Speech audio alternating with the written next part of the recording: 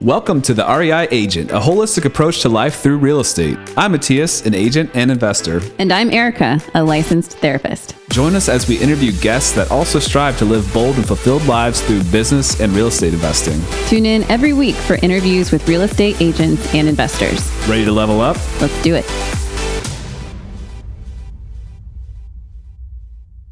Welcome back to the REI Agent. We had the privilege of speaking with Ian Horowitz today. We did. He's a firefighter turned investor, and he was really fun to talk to. Yeah, he's a fun guy.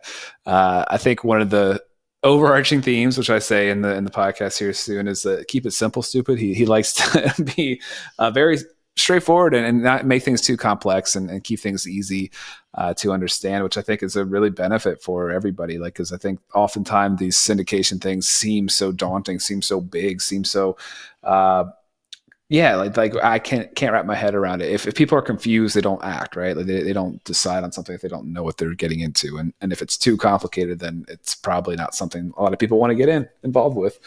So I thought that was really cool. Yeah, I did think, sort of the same thing as what you're saying, but it does feel like when he talks about it, he bridges the gap between some of the confusion so that somebody who doesn't have the experience or the knowledge doesn't have to feel like they can't quite get there. It doesn't take a lot. You just have to jump in and get in there. Yeah. Another thing he said that he really did was kind of just show up.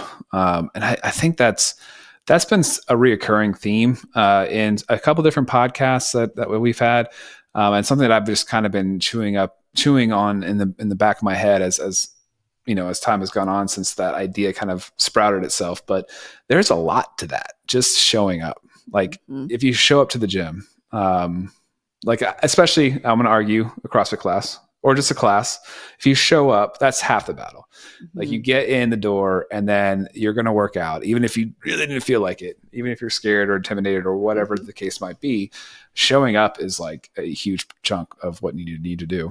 Yeah. Or even, I'm going to break this down even more because for a lot of people, taking a shower is like a really hard job, especially with those of us that are stuck in like seasonal depression, where it's really tough. You're like waiting for spring and getting in the shower just feels like 10 million things that you just don't want to do. But if you get in there and you just turn the water on, probably you're going to do the rest of it.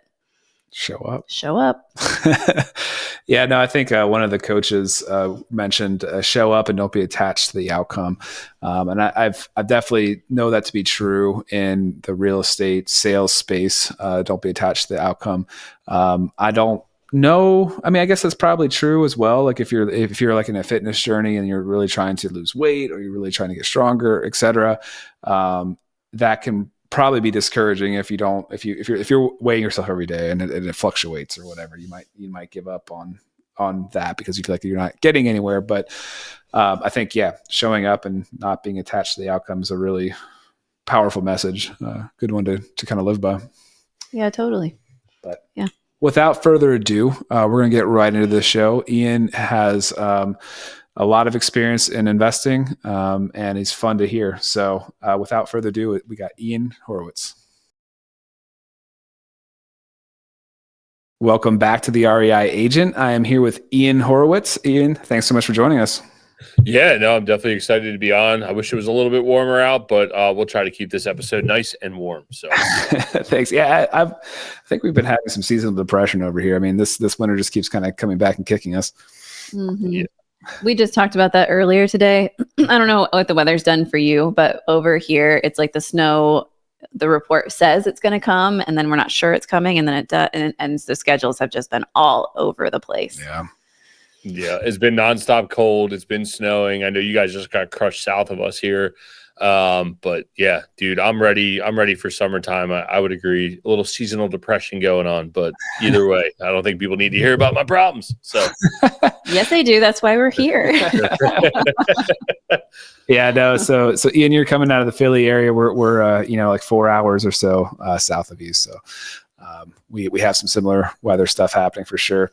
So Ian, you are in self-storage, right? You find deals, you raise capital for the deals. Tell me about that and how you got started in it. Yeah, I wish I could tell you that I was like super smart and had it all figured out. I mean, just real quick, my name's Ian Horowitz with Equity Warehouse, and we own and operate real estate, commercial assets, and we co-invest and co-lend with our family and friends. But like, it was not that simple. It wasn't that polished. Way back when we started in 2012, 2014 ish, in that time frame, actually, me and my business partner. Excuse my improper English, but me and my business partner, we were firemen for the city of Baltimore. That's where we spent 15 years there being career firemen.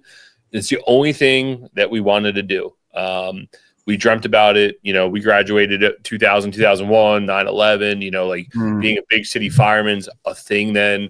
We always enjoyed volunteering and doing those things, and we got to live out our dream. But quickly did we find out about politics and furloughs and schedule changes and closing companies and you're not top priority and all these like things. And we had to find a better way through real estate. And that's what we did. Instead of doing part-time work, we started buying real estate, and we were able to quit our jobs in a career that most people don't quit.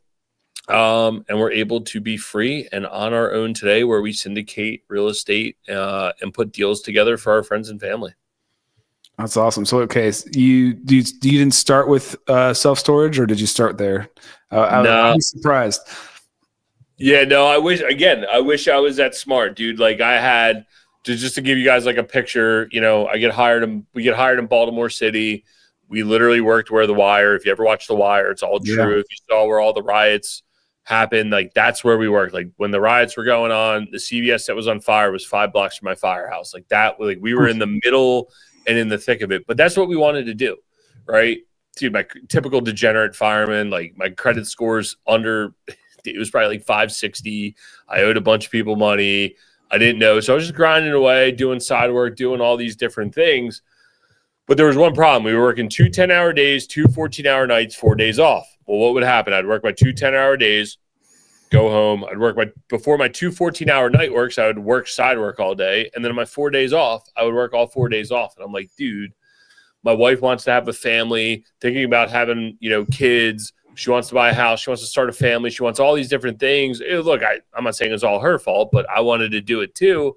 And I'm going, well, how can I be around and do any of this if I'm working all the time? Like that is no quality of life. And on top of that, the thought of my kids going to preschool, well, we're actually homeschoolers now, which I never thought we would be, but we're homeschoolers now. Like the thought of my wife and being separated from our kids just was not there. So I said, how do I make money while I'm asleep at work? And I said, you know what? Somebody rents my house. That's 24 hours a day. Every single second they're in my house, they're paying me. It was the only thing that I could think of. Plus, if I get killed in my line of work, my wife can hand them to a property manager and she's fine. If I get injured or so incapacitated, she could sell them off. Whatever it is, there was a legacy there too. Mm-hmm. And I also said, hey, if over 30 years someone just pays this house off and I made money along the way, I got a nice little savings account. That's how this whole thing started. So that's a really long way. I'm sorry for this. It's a really long way to say I started with subsidized rentals, Section 8 rentals in the hood of Baltimore, grinding it away, renting to single family tenants.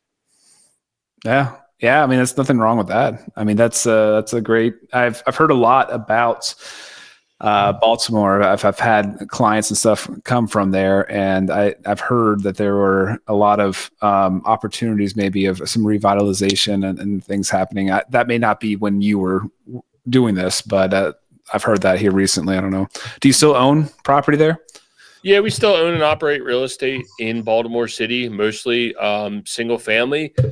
We do have a couple commercial assets there. Our team's based out of there, so it's pretty easy for us to operate. Baltimore's a tricky town. It's a very small city. You really need to know where you're going. The only thing, and up until recent, we live in a pretty insulated, the DC, Baltimore metro area. You got a lot of government workers. It's a pretty insulated market, so it's not getting as damaged as some of the other ones. But I guess we'll see on the other side of the cleanliness of government, what's going to happen on the other side of all this. But in the end, it's still a pretty stable market. It's off 95.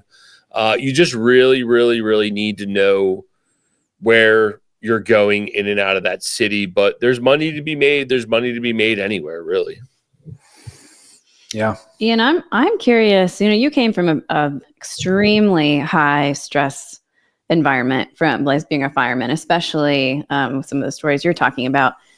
I'm curious how the stress changed for you and the adrenaline you experienced going from being a fireman to going into parenting and then also into real estate investing work, because I think it all carries a certain level of stress, each one of those. I was kidding about the therapy session comment at the beginning of this conversation, but yeah, no, I do. I mean, like, I do agree that there is a lot of similarities, and I'll start with our business, and I'll get to the kid thing second. And it's nothing more than, I think the resonate to business is, we had a business, and one thing we did not have was money or capital. We had these things, and we had willpower. And most people, when they get into a hairy situation, they throw money at their problem. We knew one thing. We knew how to throw our grit and determination at it. Why? Because when we go to a fire scene, you can't leave until the fire's out and the situation's been mitigated. So I'm not any more successful than anyone else. I'm just dumb enough to get up and go do it every single day, over and over and over again, until it's right, until the fire is out in our business. So from that side of things, that high stress environment, working in the fire department, having SOPs, having like the willpower to get the job done, that carried no problem. To the kids thing, I would say more of my business experience definitely carries. You can't talk to a kid like you talk to, people on a fire ground. Like, you can't, stop that right now. Like, you don't get so far, but you do get the leadership qualities from the fire department, right? Like, how do you lead? How do you communicate properly to different people? Like, we got all walks of life. You got people that came from the counties, came from across the country, people who grew up in the city, and they're the first person in their family to get a job, right? Like, so they're the first person in their family to have a driver's license, right? So you're dealing with completely different demographics. Now, your kids, right, they're similar to you, but they each have their own, I don't want to say quirks. That's not, I guess it is quirks, right? Like, I need to communicate with my one daughter different than my other daughter, not only from an age difference, but from her ability to understand, the way I communicate with her. One I can be a little more direct and a little more stern with, and the other one I need to coddle a little more. And I think really the leadership qualities and those ideas from the fire department and business really carry over into your family life. Oh, that's probably so true. Did you notice, now, see, I've never been in this situation fighting a fire. I wouldn't know the first thing about what that even feels like. I can imagine, though, going into a job like that, you have pretty unpredictable days. You don't ever know exactly what's going to happen, and it can happen at any time, and it can be small or pretty severe, I'm assuming. I'm curious what it was like to go from that level of unpredictability into a situation or a job career where your life isn't necessarily being threatened anymore. And you don't have that level of stress where you might not have to think about these contingency plans as much as, what if I die or get injured beyond repair? Yeah. I guess there's a reason many firemen, military, police are addicted to something, right? Some it's gambling, some of it's drinking, some of it's smoking, and some of it's positive, right? I'm addicted to business. And what I would say to that is it's a different world waking up. Like, just sleeping through the night is completely different for me. Like, that is not status quo. And I'll tell you this much, the day I quit and I came home and the next morning I woke up, I literally felt the weight lift off my shoulders. I probably lost 30 or 40 pounds, like, immediately. Like, it was a different feeling, but like, in the same sense, it's like, yeah, am I pressured to like survive and live inside of a fire? And it's almost selfish in a way, and we need people like that to go in and pull people out of burning buildings, right? Like, you're putting your whole life on the line to go get some random stranger out of a building. But now my stress is, and what carries me through the day is creating the legacy, creating the life, creating all the things that I want for my family and employees and coworkers and co-investors and co-lenders and all these people. Like we have so many people that rely on us for what we do, vendors, employees, investors, like, and that's like, it's a different stress, but I think it's still the same stress response in a way, if that makes sense. Mm-hmm. Yeah, I definitely have heard many syndicators say that, you know, the moment they were responsible for other people's money, it's like something that in the investing world, a lot of people talk about all the time, like other people's money, OPM. But the moment they actually achieved that, actually had people that were trusted them enough to give them their money, and they had to operate this plan they put out in place. They just said they don't sleep as well. They have a different type of sleep. So I could see how that would be a stress for sure.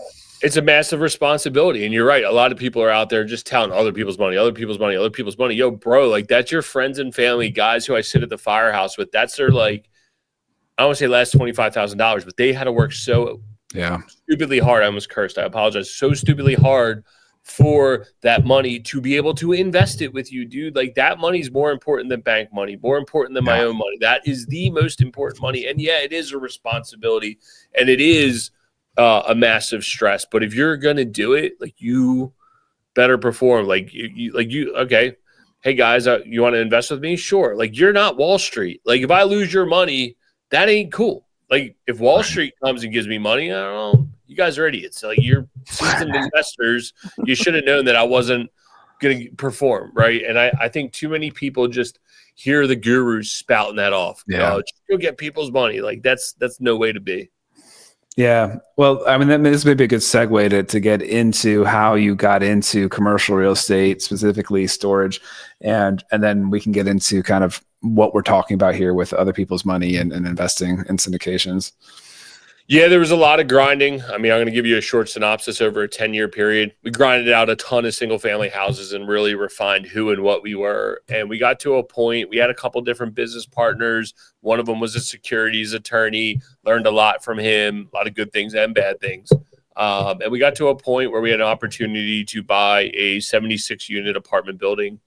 And it was the first deal where we were like, okay, let's bring in capital investors in. And it was a learning curve. And we had to raise $1 million. And I said, I got to know 40 people with $25,000. And I went around, I probably called 150 people, and we had a good track record. We're 7-8 years deep. We've done 200-300 houses at this point.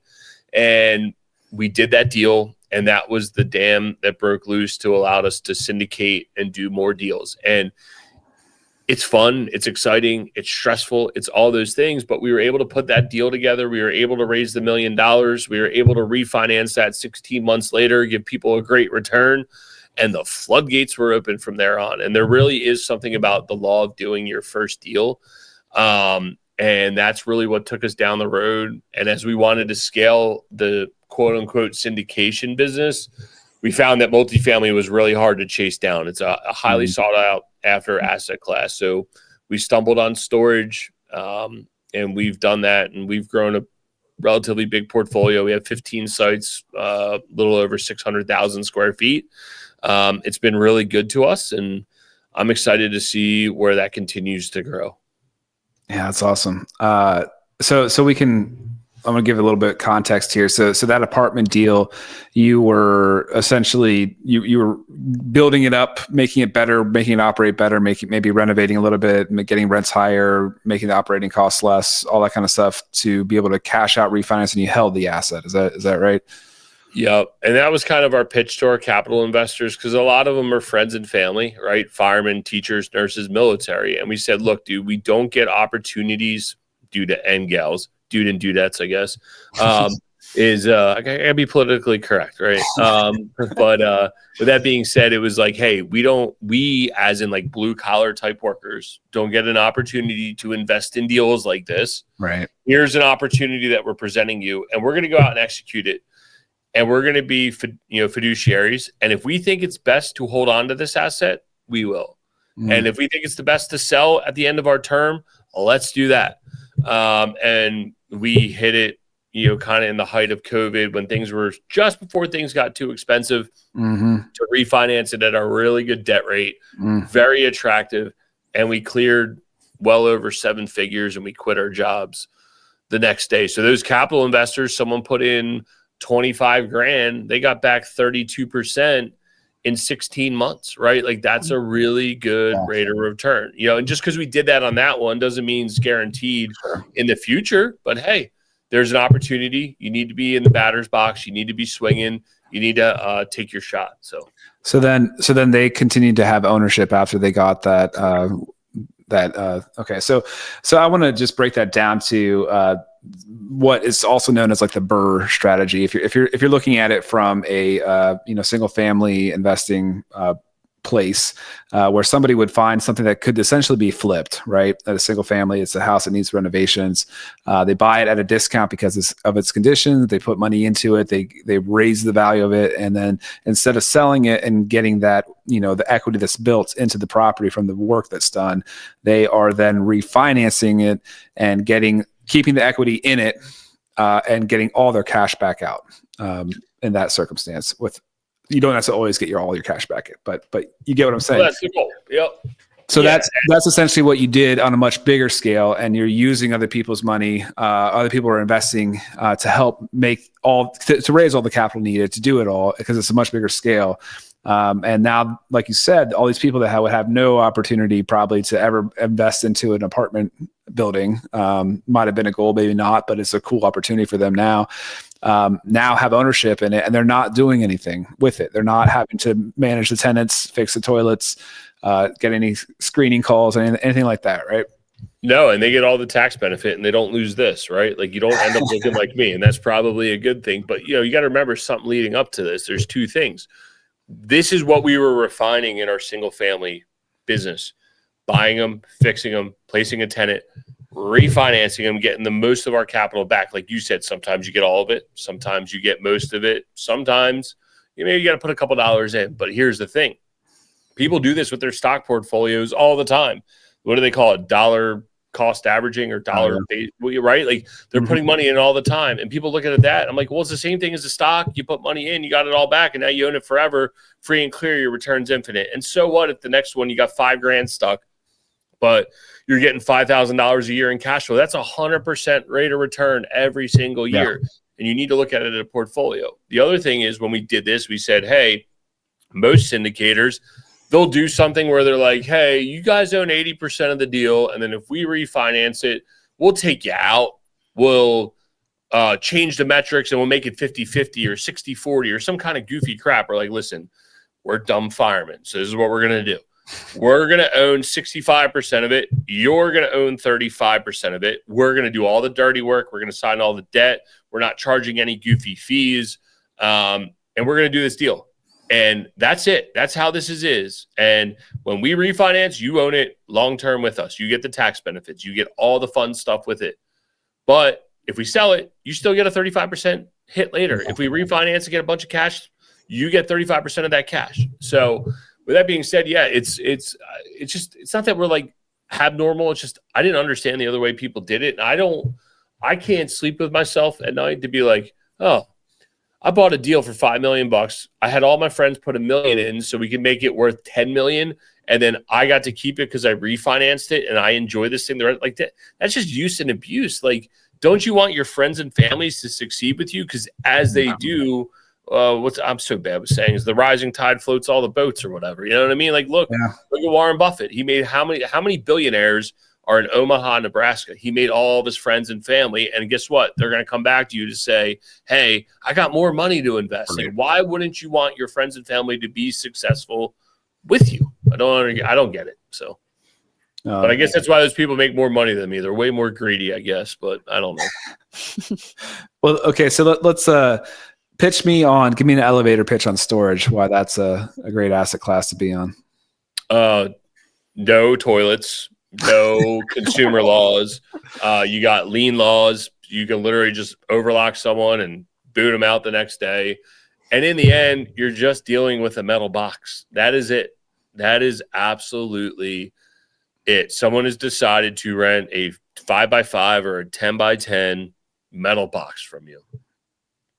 What's better than that? You don't have to have the newest tile, the newest toilets, the newest, by the way, we're going up in the high rise. The newest countertops, right? Like any of that stuff. You are providing a very direct service, and that is it. So makes sense. I mean, that sounds pretty attractive to me. We're working on a midterm rental we're putting together right now, and part of that includes some furnishing, and so there's it's fun decision making, but it's really different than the simplicity of what you're talking about. Yeah, and that's the thing. And the other big thing is there's no consumer laws. I think that's really the big one. That was a real big push during COVID. Forget politics. It's just true. We're in a very blue area that was very tenant friendly. But the interesting thing is storage nationwide didn't matter what party lines were in control. They still were able to operate their businesses. They could increase rents. They could do the lien laws and get rid of the people. They could do all these bullet pointed things and continue to operate their business. Where in Baltimore City and Baltimore County, I couldn't evict you. They weren't releasing the eviction protection money. And I had tenants that were just like, you know what? We're not paying you. Yeah. Yeah. Well, just wait till that shows up. So it was like, you couldn't run your business. And I think a lot of people forget that real estate is a business. And, the nice thing about storage is we were able to continue to operate at a high level. Yeah. It's funny. I feel like a reoccurring theme that maybe there'd be a good title for this episode is keep it simple, stupid. Dumb fireman shows real estate investing. I mean, that's it. But yeah, that's it. Like I tell people, we have $70 million, and I'm not trying to brag, $70 million of assets that we've built, owned, and operated, and we still own today. And we're literally two dumb firemen that barely got out of high school. And the thing is, too many people go, oh, well, I need to do this, and the other thing to do it. And it's like, well, no, let's just do the deal. Let's put the property first. And if we pour our heart and soul into the property, this whole thing will work out. And that's it. And too many people get so convoluted and all the other crap that's just not worth your time, energy, or effort.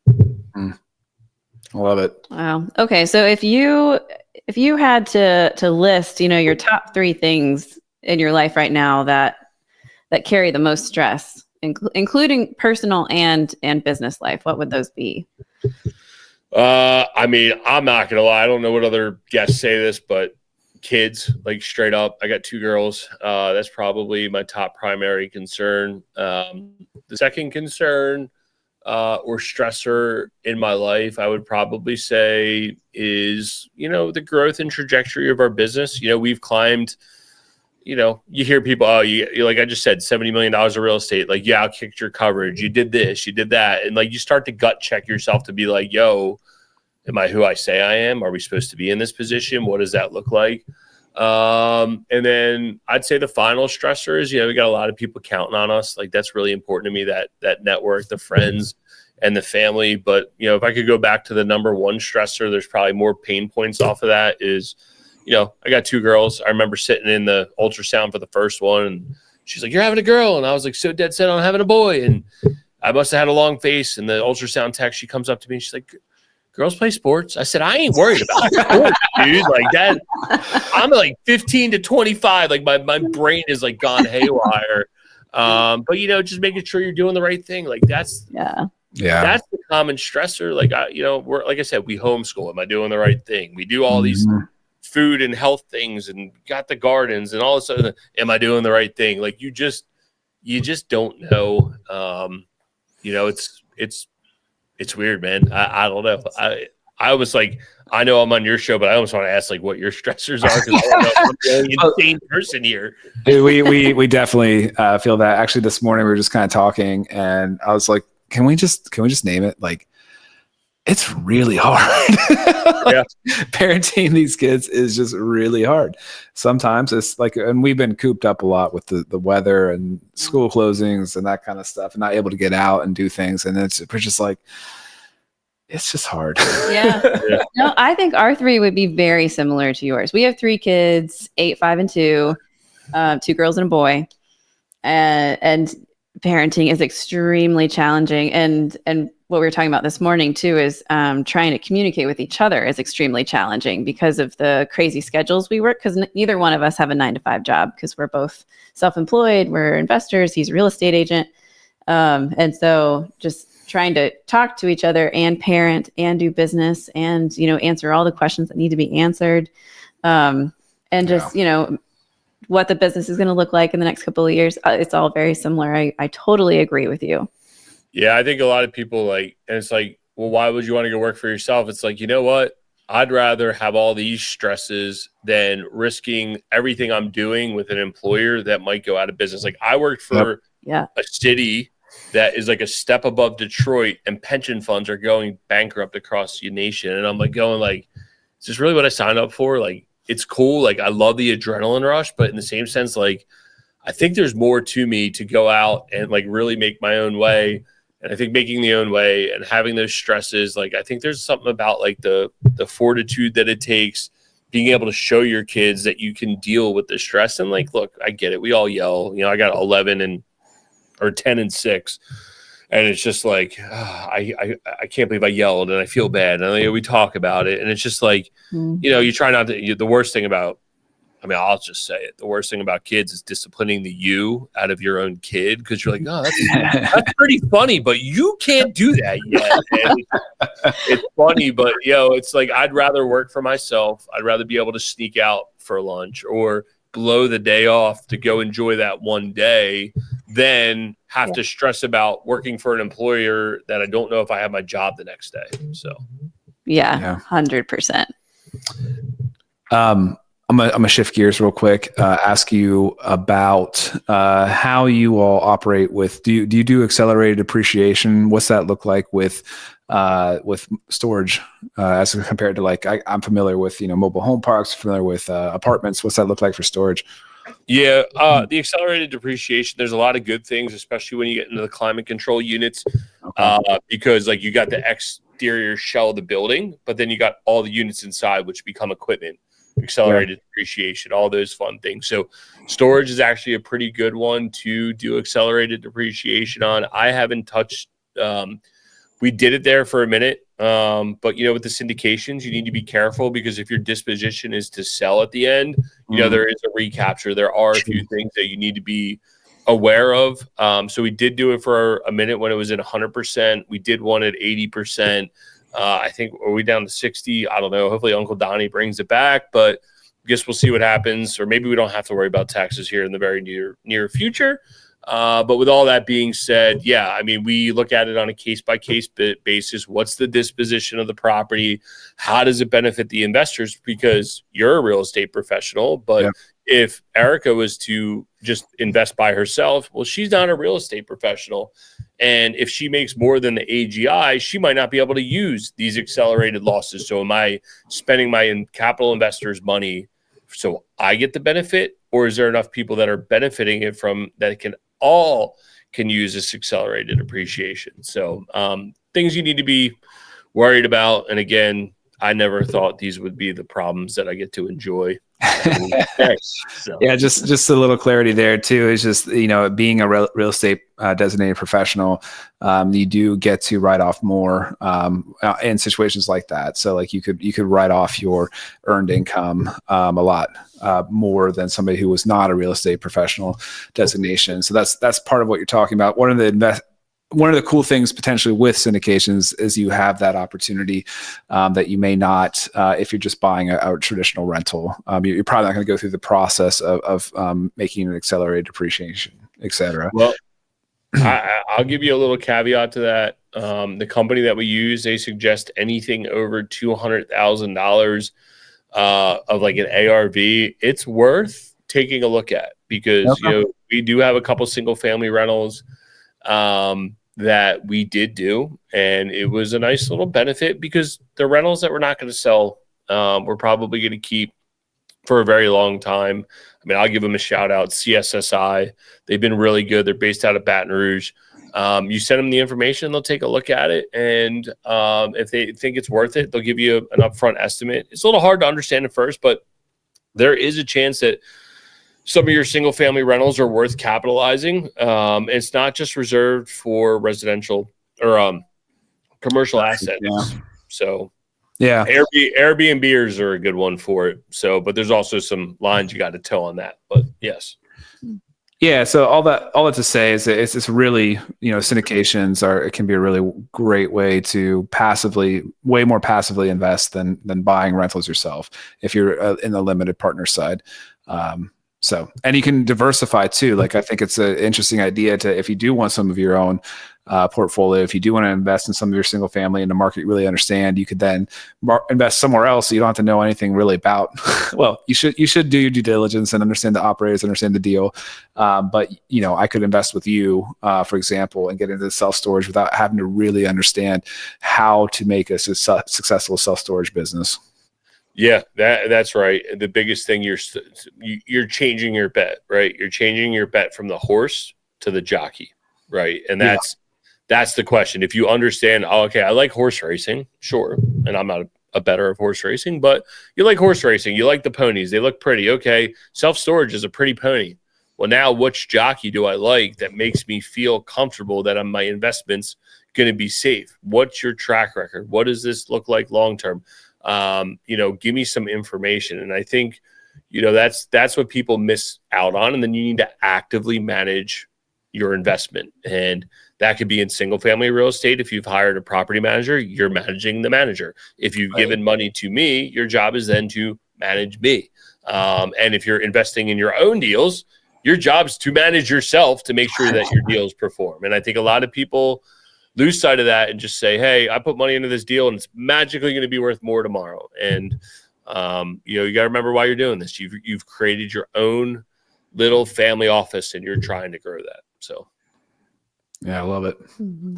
I've got to ask you if you have a favorite book that you're currently reading or a fundamental one that you've suggest everybody read. Do you have anything prepared for that?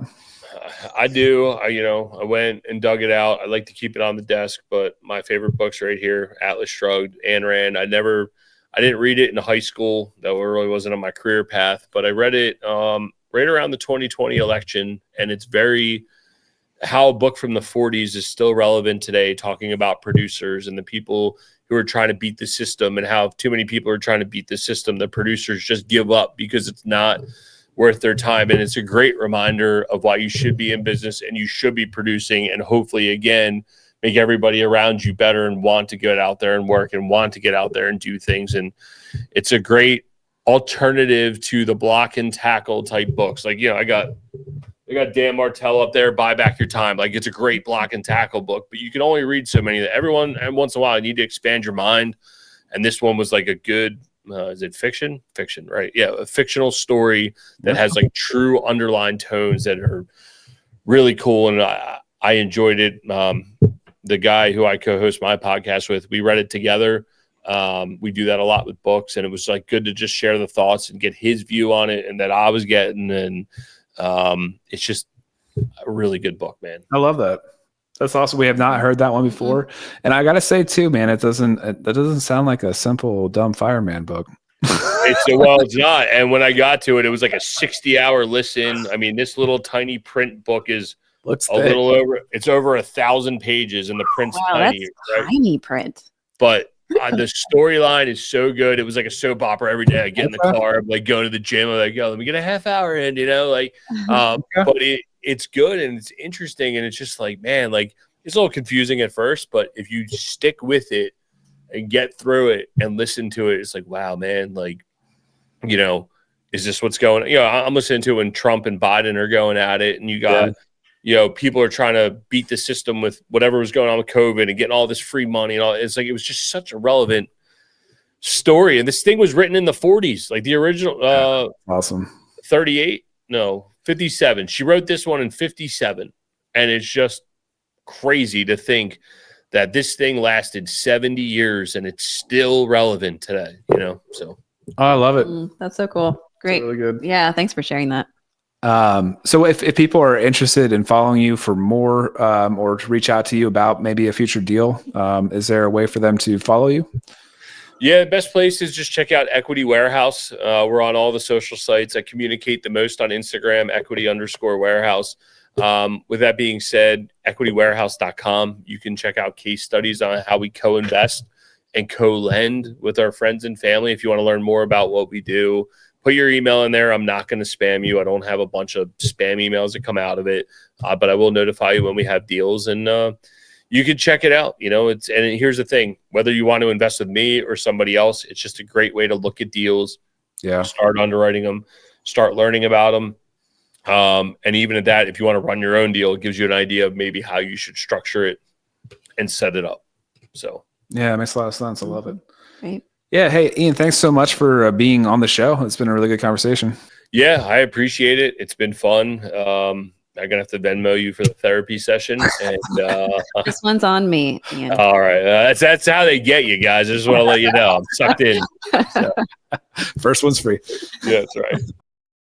Thanks for listening to the REI Agent. If you enjoyed this episode, hit subscribe to catch new shows every week. Visit reiagent.com for more content. Until next time, keep building the life you want. All content in the show is not investment advice or mental health therapy. It is intended for entertainment purposes only.